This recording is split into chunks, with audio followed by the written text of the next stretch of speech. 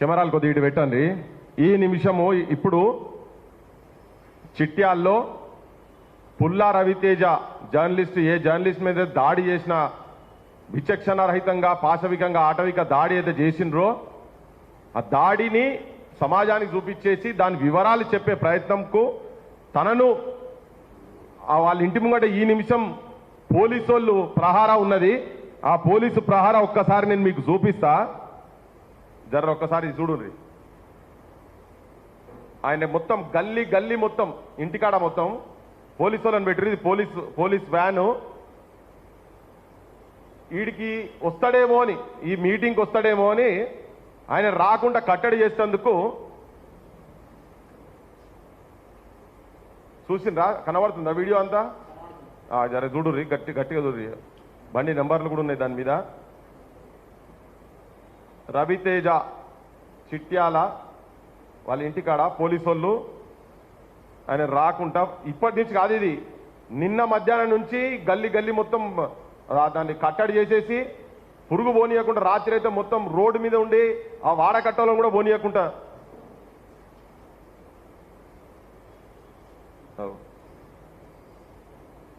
నేను ముఖ్యమంత్రిది ఇంకా అయిపోలేదు, ఒక్కసారి చూడండి మొత్తం.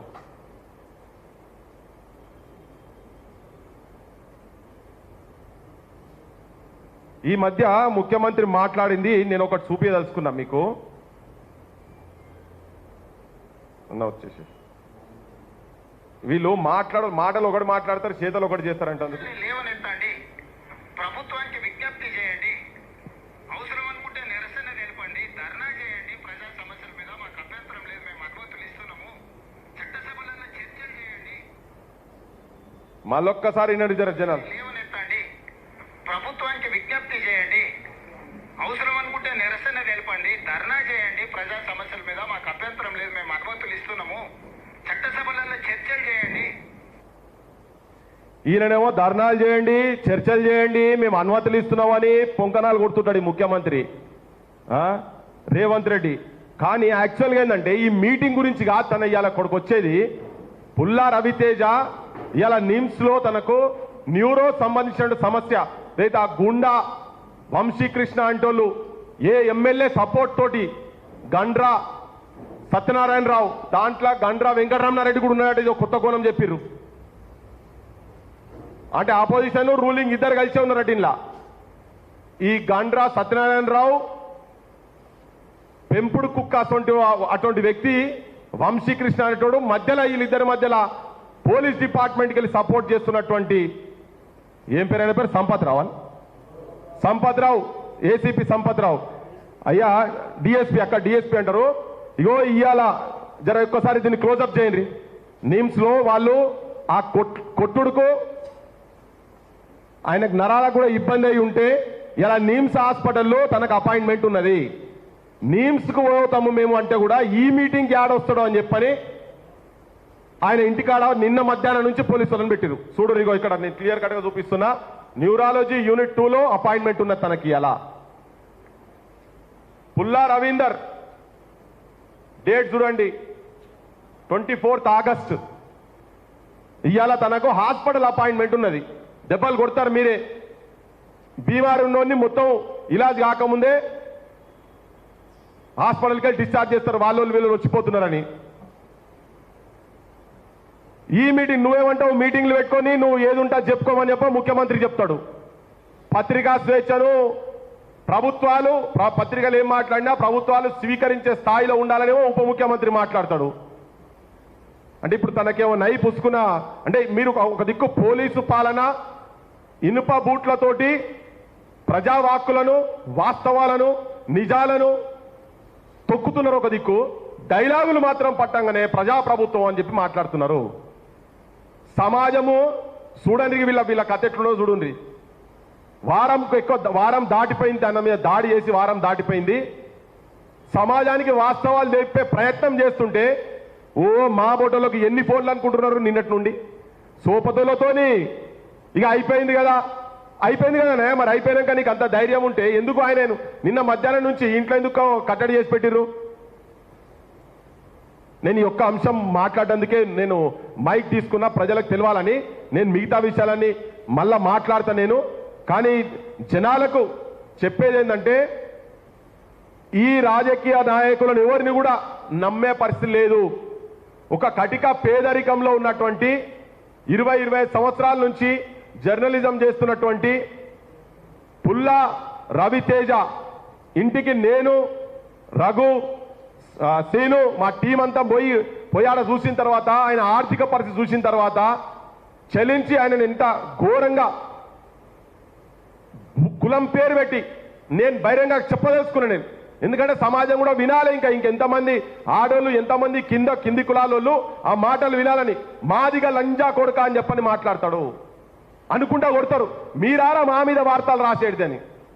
ఒక పేదోనికి సంబంధించినటువంటి భూమికి సంబంధించినటువంటి వాస్తవాన్ని ప్రజలకు చెప్పే ప్రయత్నం చేస్తే దాని మీద మీరు ఎందుకంటే ముగ్గురు వాళ్ళే ఉన్నారు ఇక్కడ. ఏంది, ఒక మాదిగ జాతిలో పుడితే జర్నలిస్టు కూడా జర్నలిస్ట్ కాదుగా. మాదిగోడు మాదిగ ఆయన ఫస్ట్ మీ దృష్టిలో మాదిగోడు కొడతారు. 3 రోజుల వరకు 4 రోజుల వరకు ఎవరు దాని దిక్కు కూడా పోరు. మాకు కూడా చెప్పిండ్రు, మాకు కూడా 1-2 రోజులు ఆలస్యమైంది ఇక్కడ ఉన్న పరిస్థితులు చూసుకొని. ఎవరన్నా పోయి ఆడ మాట్లాడతారా, బహిరంగం చేస్తారా అని చూసినాం. తర్వాత పోయినాం మేము ఆడికి. పోయిన తర్వాత రగుండి జర్రా నువ్వు లేచి కూర్చోగలుగుతావా అంటే అట్లా రెక్కలు ఇట్లా పట్టుకొని ఇట్లా అంటే ఒక్కసారి కలుక్కుమని కళ్ళకి నీళ్ళు వచ్చినాయి.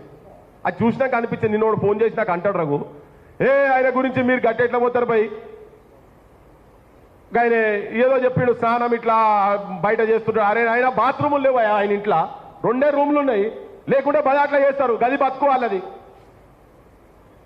ఆయన క్యారెక్టర్ అసాసిన్ చేసే ప్రయత్నం చేస్తున్నారు. దిక్కు ఈ దుర్మార్గుడు ఎవడైతే ఈ వంశీ అనేటోడు ఉన్నాడో, ఈయన మాట్లాడుతున్నాయి ఇక వంశీ అనేటోడు ఎవడెత్తున్నాడో, వంశీ కృష్ణ అంటాడు ఎవడెత్తున్నాడో, అతను ఇంతకు ముందే ఈ ప్రభుత్వం వచ్చిన తర్వాత కూడా SC/ST అట్రాసిటీస్ కింద జైలు పోయి వచ్చినాడు. ఆడికెళ్ళి వచ్చిన వాళ్ళు చెప్పాలి 14 రోజులు.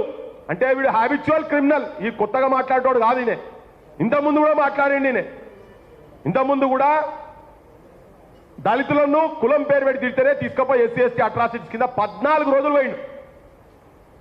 ఇప్పుడు మళ్ళా అంటే కింది కులాలంటే, కష్టజీవులంటే, పేదోళ్ళంటే ఎంత చిన్న చూపు ఉన్నది ఈ వ్యక్తికి. అతన్ని కాపాడేటందుకు నిన్న పోలీసు వాళ్ళు సరెండర్ చేస్తారు, పత్రికలల్లో సరెండర్ చేస్తారు, వార్తలు వస్తాయి, కానీ ఫోటో ఉండదు ఆయనది. చిల్లరగాన్లు జేబు కత్తిరించేటోళ్ళు కాడికెళ్ళి చిన్న తప్పులు చేసినా పెద్ద ఫోటోలు పెట్టి సరెండర్ చూపించుకుంటారు కదా పెద్దోళ్ళు కూర్చొని స్టేజ్ల మీద. మరి ఇంత పెద్ద దుర్మార్గం చేసి రెండోసారి చేసి అదొక జర్నలిస్టును ఇంటికి పోయి దాడి కూడా మామూలు దాడి కాదు అది. అన్నం వండుకునే పొయ్యిని కాడికెళ్ళి కింద వారేసిర్రు, ఫ్రిడ్జ్ని కింద వారేసిర్రు, చిన్న టీవీ ఉంటే టీవీ వల్ల కొట్టిర్రు, అద్దాలు వల్ల కొట్టిర్రు, చిందర వందర చేసిర్రు. రౌడీగా అన్నలు గట్వంటోళ్ళని అంటారు. రౌడీ సీటర్లు అంటే గట్వంటోళ్ళే. నా మీద రౌడీ సీటర్ ఉన్నది ప్రూవ్ చేస్తారా అని మీరందరూ పోలీసు వాళ్ళు అందరూ ఒకటే ఉన్నారు. నేను పేపర్లో వచ్చింది నాకు వార్త ఫోటో ఉండదు దాంట్లో. అంటే ఇప్పటికీ కూడా పోలీసు వాళ్ళు ఆయనను ఆయన ఐడెంటిటీని ఆయన ఇంకా కాపాడే ప్రయత్నం ఇప్పుడు ఈ నిమిషం వరకు కూడా చేస్తున్నారు. మీకు అంత ప్రేమేంది భయ్? దీనిలో బరాబర్ 200%, 100% ఎమ్మెల్యే అందులో కలిసి ఉన్నాడు. ఆయనే ఇషారాతోనే నడుస్తున్నది. నేను కాంగ్రెస్ పార్టీలో నడుస్తున్న బాగా డిసిప్లినరీ కమిటీలు, డిసిప్లినరీ యాక్షన్లు ఇప్పుడు వస్తున్నాయి కదా, చేస్తున్నారు కదా మీరంతా. ఈ డిసిప్లినరీ వాళ్ళందరూ నేనేమడుతున్నా అంటే, ఒక జర్నలిస్టు, మాదిగ జర్నలిస్టును మీద నీ కాంగ్రెస్ పార్టీ ప్రధాన కార్యదర్శి, భూపాలపల్లి జిల్లా ప్రధాన కార్యదర్శి, ఇది రెండో క్రైమ్. మళ్ళా పార్టీ పేరు పెట్టి నకిలీ మీడియా, నకిలీ మేధావులని మాట్లాడతారు. నీ ముఖ్యమంత్రి గడ్డివీకి వచ్చిండు. ఎలక్షన్ల ముందు రఘు దగ్గరకు ఒక రోజు మొత్తం రఘుతో తిరిగిండు. రఘు వచ్చిండు ఆడికి నకిలీ మీడియానా? సీని దగ్గరకు వచ్చిండు. నీ పార్టీ వాడు రఘు దగ్గరకు వచ్చి ఇంటర్వ్యూలు చేస్తలేరా? వాళ్ళందరూ నకిలీ మీడియానేనా? ఆయన పేరేంది? మన దగ్గర ఇంటర్వ్యూలోకి వచ్చేటోళ్ళు కాంగ్రెస్ వాళ్ళు 2-3 పేరు చెప్తారా? అద్దంకి దయాకర్ జర ఇనాలే మరి మీరంతా నకిలీ గాన్లా అసలీ గాన్లా తెలియదు మాకు మరి. కాలువ సుజాత పేరు చెప్పు, జర 4-5 పేరు చెప్పురు నాకు సడన్గా వస్తలేవు. బాలమూరి వెంకటాట, శ్యామ రామ్మోహన్ రెడ్డి, ఇంకా శ్యామల కిరణ్ కుమార్ రెడ్డి, వీళ్ళందరి బాసు రేవంత్ రెడ్డి. రేవంత్ రెడ్డి ఒక రోజు మొత్తం పాదయాత్రలో పట్టుకొని పోయిండు కదా. అంటే ఇప్పుడు మన తొలి వెలుగు అనేది నకిలీయే, నీకు కాలేజీ నకిలీలే, ప్లస్ టీవీలు నకిలీలే, టైమ్స్ న్యూస్ టైమ్స్ నకిలీలే, ఇక అన్నీ ఉన్నాయని TS3 నకిలీలే, అన్ని నకిలీలే నీకు. అందుకే ఇవన్నీ చూపియాలనే, ఇవన్నీ జనానికి తెలవాలనే ఇప్పుడు కాంగ్రెస్ వాళ్ళు ఏం చెప్తారో, ఆయన మీద ఏం యాక్షన్ తీసుకుంటారో. నీ కాంగ్రెస్ ఎమ్మెల్యేకు ముఖ్యమంత్రి సపోర్ట్ ఉన్నది. అసలు ఫస్ట్ మీరు ఆ గుండా భాష మార్చాలి. రేవంత్ రెడ్డి అసెంబ్లీలో అదే మాట్లాడతారు, ఈ తొండలు జొర్రిస్తా నిన్న మొన్న కూడా మాట్లాడిండు. ఆయన ఎమ్మెల్యేలు కూడా మాట్లాడతారు ఒక్కొక్కరిని నరుకుతామని. అంటే ఈ నరుకుడు భాషనే మీరు మా మీద కూడా గదే చేస్తారా? ఇక మా సొంటోళ్ళని కూడా గదే చెప్తున్నారా మీరు? మీ ఎమ్మెల్యేలు పోలీసు వాళ్ళు కొంతమంది, నేను మొత్తం అంటలేను, కేసులు పెట్టిర్రు, SC/ST అట్రాసిటీస్ కేసు పెట్టినాం కదా, పెట్టిండ్రు. ఎందుకు అరెస్ట్ చేయలే? అసలోని ఏదో అసలు పిసల్గా నకిలీ పసగా లెక్క ఉన్నది. నకిలీగా అందరు తీసుకుపోయి లోపల పెట్టిర్రు, అసలు మాత్రం అరెస్ట్ చేస్తే లేకుండే. మరి మేము పోయినాక తెల్లారే DSPని మార్చిర్రు. మరి ఎందుకు మార్చిండ్రా మీరు కరెక్ట్గా అనుకునేది ఉంటే? ఆయన గత ప్రభుత్వంలో DSP ఉంటాడు ఆడ, ఇప్పుడు కూడా DSP ఉంటాడు మళ్ళా ఈ గవర్నమెంట్ వచ్చినాక కూడా. నేను మొన్న చెప్పినా మళ్ళీ చెప్తున్నా, సగం బస్తోళ్ళు రాజ్యం వెళ్తుర్రు, రాష్ట్రంలో సగం బస్తా అన్నం వండితే ఆ సగం బస్తాలో కూడా మళ్ళీ ఇంకా కొంతమంది తినేంత మిగులే కులం వెలువ కులం అని చెప్పని ముఖ్యమంత్రి మాట్లాడిండు. మరి అలా ఉన్నోళ్ళు మొత్తం వాళ్ళే ముగ్గురు. ఇక వాళ్ళ రాజ్యం ఎట్లునో చూడుర్రి. మేము ఈ మీటింగ్ పెట్టింది కూడా చాలా మందికి అనిపించచ్చు, మేము ఒక్కటే మెసేజ్ ఇక్కడి నుంచి ఇయ్యదలుచుకున్నాం. పృథ్వీరాజ్గా మేమందరము, క్రాంతిదల్గా మేమందరం కూడా, జర్నలిస్ట్గా కూడా ఉన్న వాళ్ళందరం ఒక మెసేజ్ ఇయ్యదలుచుకున్నాం. ఏంటంటే తెలంగాణలో ఏ మారుమూల గ్రామాలనైనా, ఏ సంధిలనైనా, ఏ పొక్కలనైనా తెలంగాణలకు అన్యాయం జరిగిన, దుర్మార్గం జరిగిన, రాజ్యం వాళ్ళ మీద పాశవిక దాడులు చేసిన, పోలీసు వాళ్ళు చేసిన, ఎవరు చేసినా, ఏ సంఘాలు ఉన్నా లేకున్నా క్రాంతిదల్ ఉంటుంది, పృథ్వీరాజ్ ఉంటాడు, మేమందరం అక్కడ ఉండమని చెప్పి భరోసా ఇచ్చేటందుకు చెప్పెట్టినాం ఈ మీటింగు. అది ఆంధ్రలో వచ్చి ఇక్కడ మన కేవీఆర్ని తీసుకుపోయినా ఎవరైనా కానీ దీంట్లో ఒక నలుగురం చచ్చిపోయినా మంచిదే, ఇది కూడా చెప్పదలుచుకున్నాం మేము.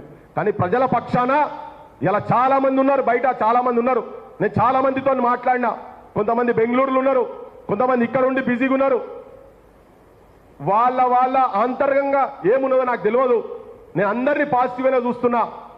నాగేశ్వర్ సార్ కూడా ఫోన్ చేసిన, మెసేజ్ పెట్టిండు. ఆయనే తనకు ఇబ్బంది అయినప్పుడు ఇక్కడనే కూర్చొని ఇదే ప్రెస్ క్లబ్లో మాట్లాడినాం. నాకు ఒక మెసేజ్ పెట్టిండు, నేను కలెక్టరేట్లో ధర్నా ఉన్నదని.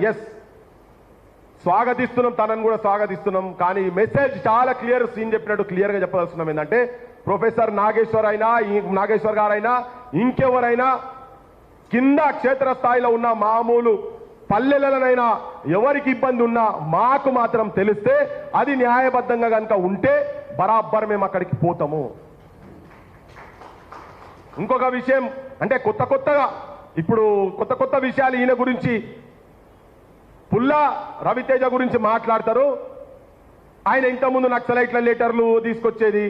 అరే నక్సలైట్ లెటర్ ఏందని ఆయన బంధుకులు పట్టుకున్న వాళ్ళతోనే మీ ముఖ్యమంత్రులు ఫోటోలు దిగుతారు. ఇప్పుడు ఇంకా లెటర్లు పట్టుకొని పోస్టర్లు వేస్తే మేము అప్పుడు ఇరిపియలేదా? మేము అప్పుడు ఆయనకి ఆ బ్యాక్గ్రౌండ్ వేరే ఉన్నది. మరి వీళ్ళ బ్యాక్గ్రౌండ్ ఏమున్నా చెప్పరాదు. మరి ఈయన బ్యాక్గ్రౌండ్ ఏంటిది? ఈయన కబ్జా కోరని చెప్తున్నారు. డైరెక్ట్ కేసు అవుతున్నది కదా, 14 రోజులు SC/ST అట్రాసిటీస్ కింద నువ్వు పోయి ఉన్నావు. నీ కాంగ్రెస్ పార్టీలో మరి ఈయన అసలీ కాంగ్రెసా నకిలీ కాంగ్రెసా మాకు ఎరకలేదు. ఆ ఎమ్మెల్యే మేము పోయేదాకా ఒకటి ఉన్నాడు, ఇప్పుడు ఎమ్మెల్యేనే డైరెక్ట్ లోకల్ కాంగ్రెస్ వాళ్ళకి చెప్పి ప్రెస్ మీట్లు పెట్టుర్రి, ఈ కేసుకు ఆయనకేం సంబంధం లేదు అని చెప్పి ప్రెస్ మీట్లు పెట్టండి.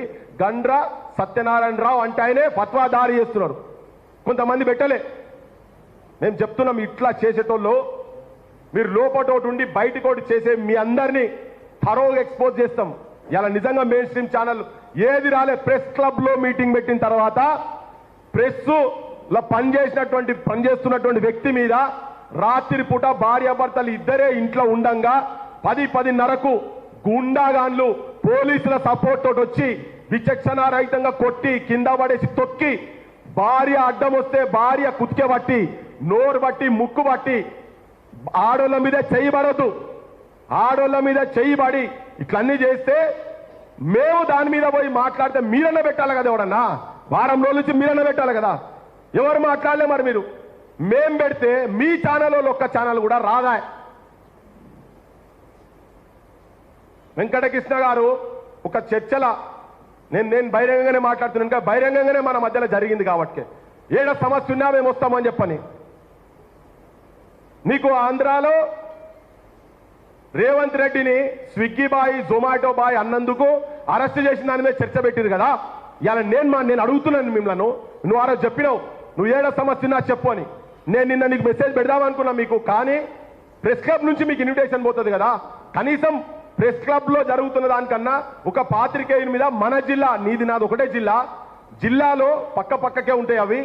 మొలుగు దాటితే మీ ఊరు, మొలుగు ఇటు పక్కకు. ఇప్పుడు ఈ చిట్యాల ఇన్సిడెంట్ జరిగింది కదా, వారం రోజులల్లా 24 గంటలు 7 సార్లు 24 గంటలు నిన్న అయినాయి కదా. ఒక్క 24 సెకండ్లు మీ ఛానల్లా ఈ పాత్రికేయుని మీద దాడి గురించి చూపించిండ్రా. ఎస్సీ ఎస్టీ అట్రాసిటీస్ కేసు అయింది, నిందితుడిని అరెస్ట్ చేస్తలేరు, అరెస్ట్ చేసిన తర్వాత నన్ను చూపించిండ్రా. బాధితుడి ఒక విజువల్ అన్న వచ్చిందా నాకు తెలియక అడుగుతున్నా, వచ్చిందా? ఏబిఎన్ ఆంధ్రజ్యోతిలో వచ్చిందా? నేను ఏబిఎన్ ఎందుకంటున్నా అంటే, నేను మీతో సుపరిచితం ఉన్నది కాబట్టి ఆ రోజు అన్నావు, నువ్వు ప్రామిస్ చేసినావు మీరు చెప్పండి మేము రాకపోతే చూడండి అని చెప్పని. మరి 1 వీక్ అవుతుంది, ఏబిఎన్లో ఎందుకు రాలే వార్త? వాని జర్నలిస్ట్ కాదా?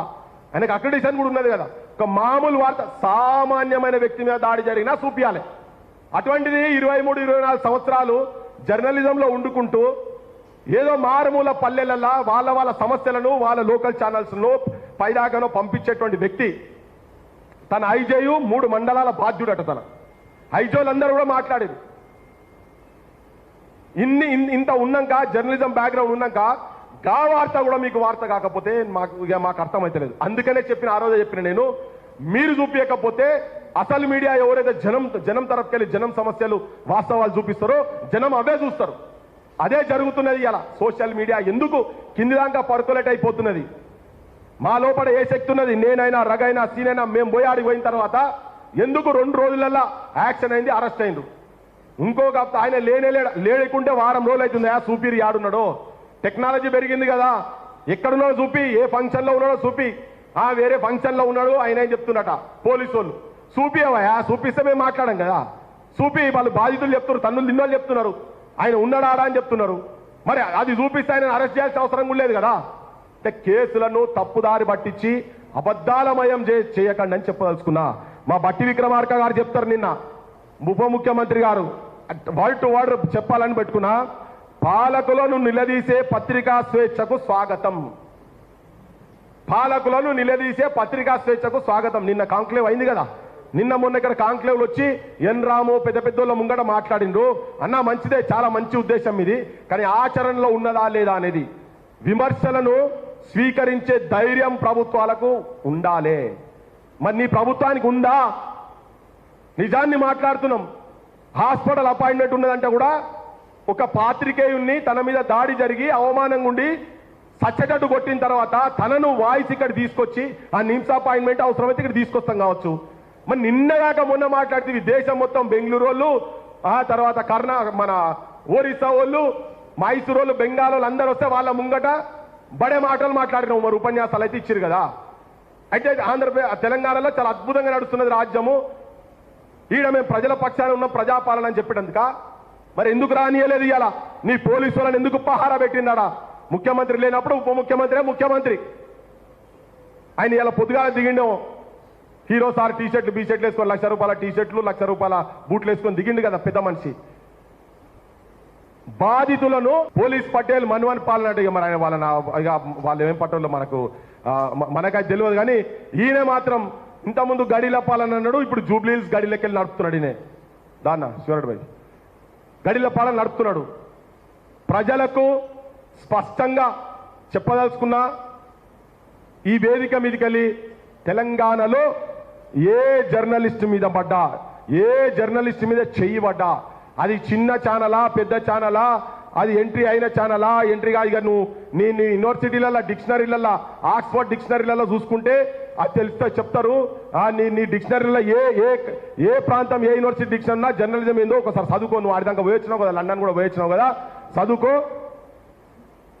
ఎవరి మీద దాడి జరిగినా, సామాన్య ప్రజల మీద దాడి జరిగినా తెలంగాణ అస్తిత్వం మీద, తెలంగాణ ఆత్మగౌరవం మీద ఎవరన్నా దుర్మార్గులు చెడు కన్ను చూసినా వాళ్ళని ఎక్స్పోజ్ చేస్తాం తెలంగాణలో చెప్పదలుచుకున్నా. ఇప్పుడు నేను మా సుంకర ప్రవీణ్ మాట్లాడవలసిందిగా కోరుతున్నా. అరే సారీ ఒక్క నిమిషం. ఇప్పుడు భూపాల్పల్లికి వెళ్ళే ఈ సంఘటనతోటి ఇంకొక విషయం నేను యాడ్ చేస్తా. అయ్యా నువ్వు ధర్నా చేసుకునే అవకాశం ఇస్తా ఇవన్నీ చెప్పి ముఖ్యమంత్రి మాట్లాడిండు కదా. ఒక ఘోరమైన, ఒక నీచమైన, అతి నీచమైన రేవంత్ రెడ్డి నీకే చెప్తున్నా, నీ గవర్నమెంట్కు మీకే చెప్తున్నాం. నువ్వు ఎంత నీచునివో, నీ పాలన ఎంత చిన్నగా ఉన్నదో, నువ్వు ఎంత చెత్త ఆలోచన మీకున్నది అనేది. దాడి జరిగిన బాధితురాలు నాకు న్యాయం చేయాలి, మా మీద దాడి చేసినటువంటి వాడిని అరెస్ట్ చేయాలని చెప్పని అంబేద్కర్, నువ్వు లండన్లో పోయి అంబేద్కర్ ఇన్స్టిట్యూట్లలో పోయి తిరుగుడు గొప్ప కాదు. నేను నేర్చుకుంటా ప్రపంచం మీద నువ్వు చెప్తా అయితే కాదు, అది ఆల్రెడీ ప్రపంచానికి ఎరిక.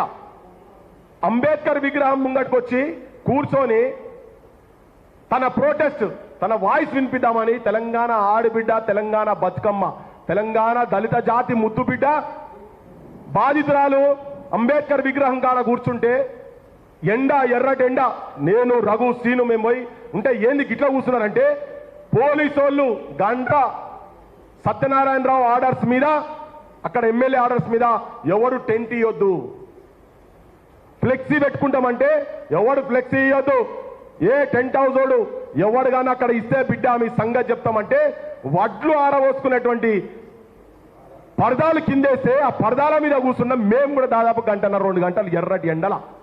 ఇది నువ్వు ఆడోళ్ళకి ఇచ్చేటువంటి గౌరవము. చీరిస్తున్నా, బతుకమ్మ చీరిస్తున్నా, ఆడోళ్ళకు బస్సులు ఇస్తున్నా, ఇది కాదు. ఇది కూడా ఎంత నీచమైన పనో. మీ రాజ్యంలో, మీ ప్రభుత్వంలో మీరు ప్రజాపాలన అనే దానివల్ల ఢిల్లీలో ఒకటే తిరుగుతాను కదా రాహుల్ గాంధీ, ఇక్కడ ఏర్పడతలే, ఇక్కడ తెలుస్తలేదు ఆయనకు. ఈ విషయం కూడా జనానికి చెప్పవలసింది. ఎందుకంటే కనీసం న్యాయం కోసము క్షేత్రస్థాయిల కింద కూర్చుంటామంటే కూడా వాళ్ళను కనీసం ఒక టెంట్ కింద కూడా కూర్చునేటువంటి స్వేచ్ఛ లేనటువంటి దుర్మార్గమైన ప్రజాపాలన, రౌడీలు గుండాల పాలన రేవంత్ రెడ్డి కావచ్చు, గండ్రా సత్యనారాయణ రావుది కావచ్చు. ఇప్పుడు అదే ప్రాంతంకి వెళ్ళి వచ్చిన వాళ్ళతోని చేదోడు